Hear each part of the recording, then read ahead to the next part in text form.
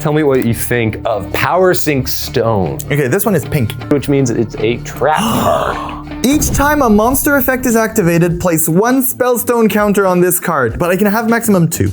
And while this card has 2 spellstone counters, which is convenient because I can have a maximum of 2, face-up monsters on the field cannot activate their effects. What? Their effects are negated?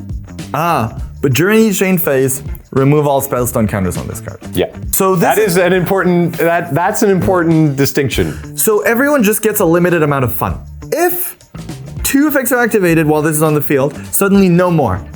So in Magic we have a thing called Storm. And the best way to defeat that strategy is cards that are very similar to this. So in Magic, this would be a card you would play a lot in the sideboard that you could bring in for your future games, because when people want to play a lot of spells, it's really important to prevent them from doing that. Now, every deck in Yu-Gi-Oh! Is Storm. I mean, you do play a lot of cards on your turn because you don't have mana, so if you have 5 cards in your hand, chances are you can play quite a few of them. The issue is this is symmetrical, and you can't activate your monsters on your opponent's turn. There are some monster effects that can activate on your opponent's turn. So after 2, it's over. Once you do 2 monster effects, that's all you get for the turn.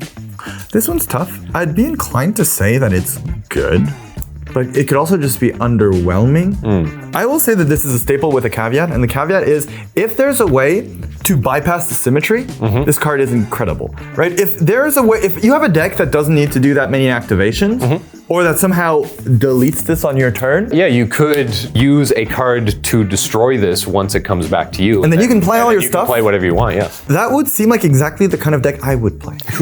And I would say I want this to be a staple so much because if you prevent your opponent from playing Yu-Gi-Oh, then they get to play more Yu-Gi-Oh if they only play 2 per turn.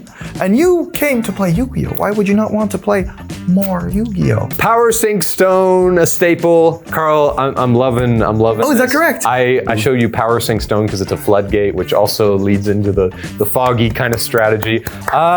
But Power Sync Stone is a stinker. I'm so sorry, Carl. Oh no, I've been bamboozled. Basically what it boils down to is if you're going to try to stop your opponent from using their effects, you don't want to first let them use 2 effects, right? There's other ways to stop your opponent from doing stuff that don't involve letting them do stuff a little bit, right? Do those exist? Even today in the game, there is still quite a few floodgates at like 1 copy on the ban list. It's kind of that battle of, yes, it's like a decent effect once you get there, but even then, it's not really worth the card in your deck. Taylor, morally, it hurts them so much more if you give them a little bit of a taste. That's right. Before you prevent them. They do step 1, step 2, and then you're like, haha, but now, no more.